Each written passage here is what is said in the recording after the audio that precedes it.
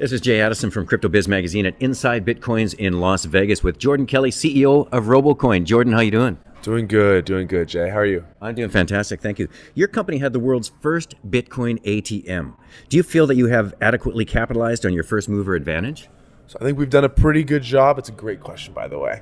I think we've done a really good job so far. I mean, right now we're the largest global network. We have 18 countries, 14 currencies, 14 languages. But really, most importantly, right, what we did, and this truly is all that matters, is we focus on our product. You know, we focused on getting the user experience to a point where we think it can really be impactful. You know, not just for our Bitcoin enthusiasts and our Bitcoin lovers, but for the masses, for the globe, for the people who really stand to benefit and gain the most from Bitcoin, right? The remittance customers and then the underbanked. That has been our focus. So it's all about simplifying the customer experience. Fantastic. And that's what we've really focused on. So we can dive down to that in just a little bit. But yeah, in terms of just answering your question, we've done a great job of expanding the network. We have partners globally. We are continuing to expand and proliferate as best as possible. But again, focus has always been back on the product and delivering our customers something phenomenal, and that's what we've done with the Robocoin Wallet. Fantastic. Not only was Robocoin first to market, but you went directly to a two-way ATM while most other companies started with one-way. Looking back, do you think that decision cost you market share considering how fast the one-way ATM spread around the world due to their cheaper cost? Absolutely not. Again, focus on the quality of the product. Again, it's all about the quality as the Robocoin is so easy to use, for sure. Absolutely. I mean, that's been the number one mantra of the company, and I think that when we launched the machine, number one, it's really cool, right? The ability to take Bitcoin and turn it into cash. It's an unlocking experience. It's something that Bitcoin had never had previously, unless you were meeting a guy in a coffee shop with a bag of cash. So I think that it really brings a lot of familiarity to Bitcoin. But really, the machine is sexy. And people like it. And I think the customers, our customer retention rate is unbelievable. So I think we've built something that the customers really enjoy. And again, we're going to continue expanding on top of that. And it really, the two-way machine is perfect because it unlocks remittance, but what it also does is it gives our operators a real business, right? That's what the guys who buy our machine, they're real businessmen trying to create a real network, and they understand that going with Robocoin is the right decision. Well, we definitely love the Robocoins. I mean, there's two of them in Vancouver, right? Yeah.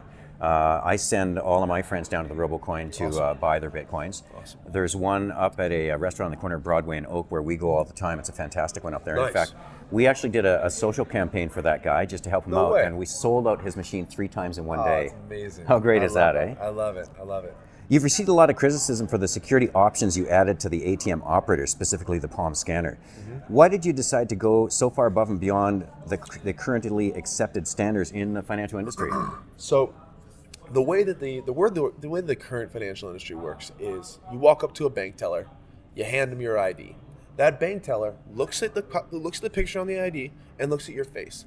That bank teller, every time you hand him your ID, is performing a biometric authentication. That's right, it is. That's what he does. Yeah. Every single time you walk up. And by the way, it's a pain in the butt having to walk up, pull out your ID, and handing it to a guy.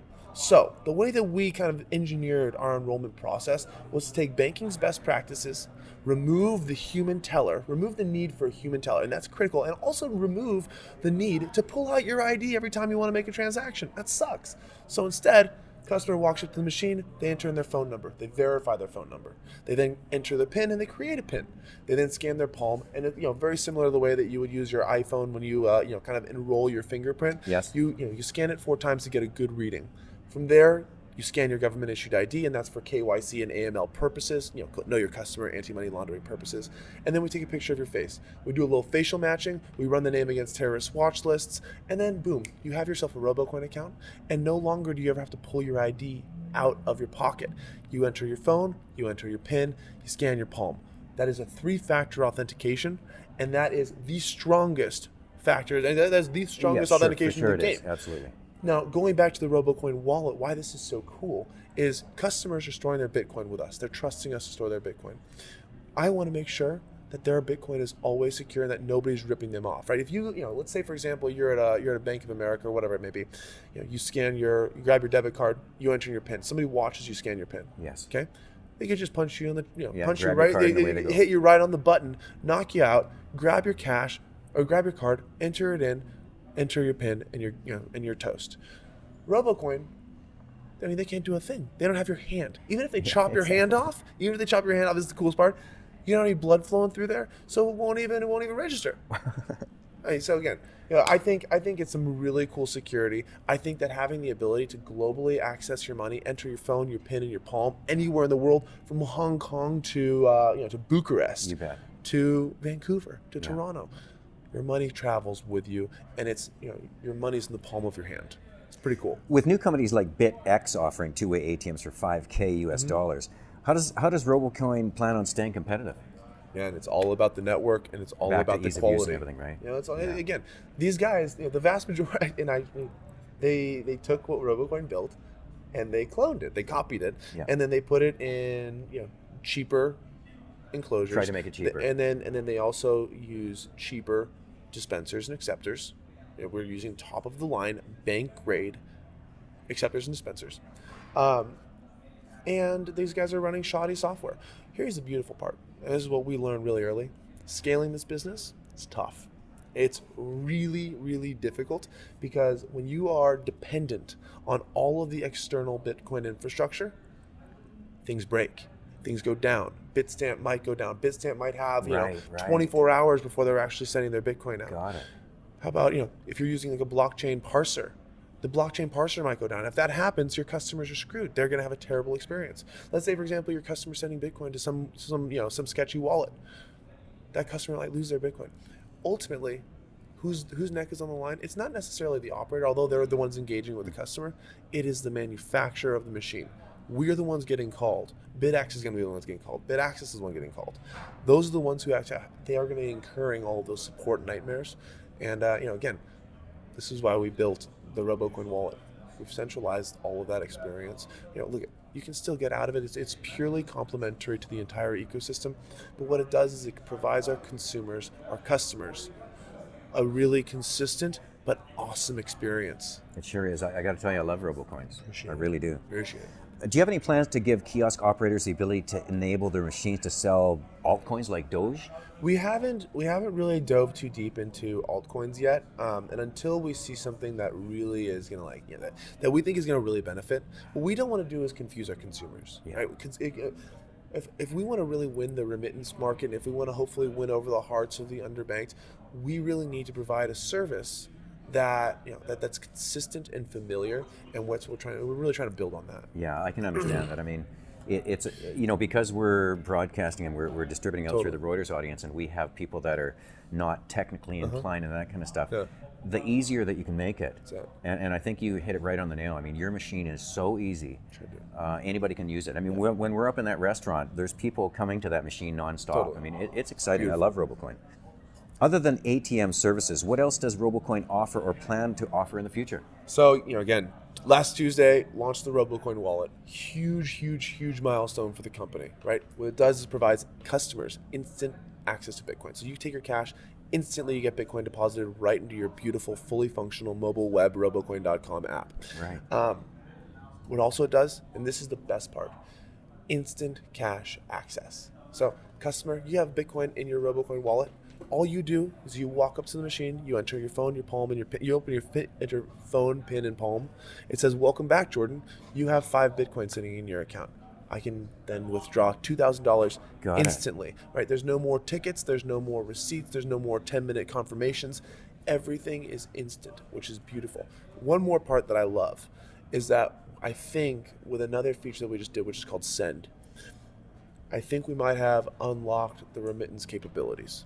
Meaning, to expect me to send Bitcoin to my mom, or at least expect Juan to send Bitcoin to Maria in Mexico, right? Juan deposits, Bitcoin, turns his cash into Bitcoin.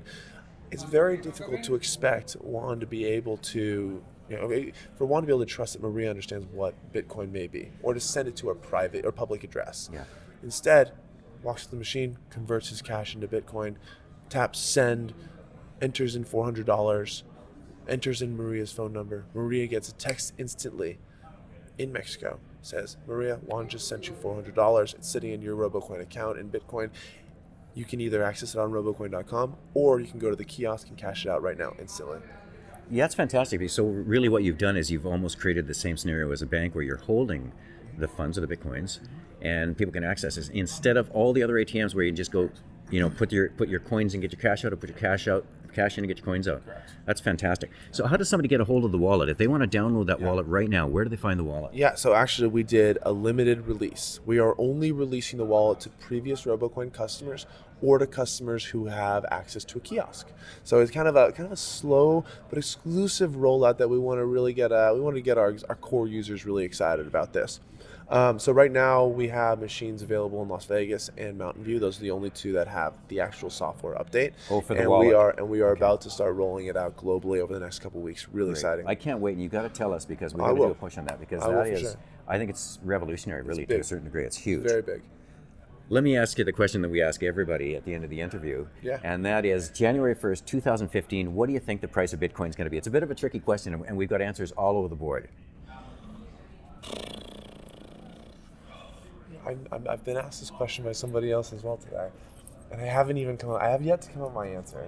It's always one of those ones where we're so focused on just getting these machines out there that I hardly even think about the price.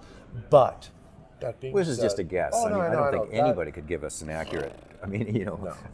God, man. Nobody would be bummed out to see a nice run up to 1,500 or 2,500. That would be fantastic. But my bet is that by the end of this year, and this might be I think this might be a little more of a bearish approach. I think we'll probably be sitting around. If things persist, I imagine we're probably sitting around 1,200. That's probably. I think may settle down around that area. But at the same time, I wouldn't be surprised if it's sitting at 6. So it's hard to tell. God knows. Jordan Kelley, CEO of Robocoin. Thanks kindly for your time today. It's been pleasure, fantastic Jay. interviewing you. Likewise, man. Great interview. Thank you. Pleasure.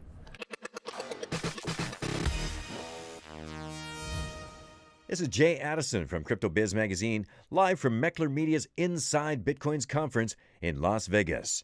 Remember to subscribe to CryptoBiz Magazine at CryptoBizMag.com. Follow us on Twitter at CryptoBizMag. Thanks for joining us and learn more at CryptoBizMagazine.com.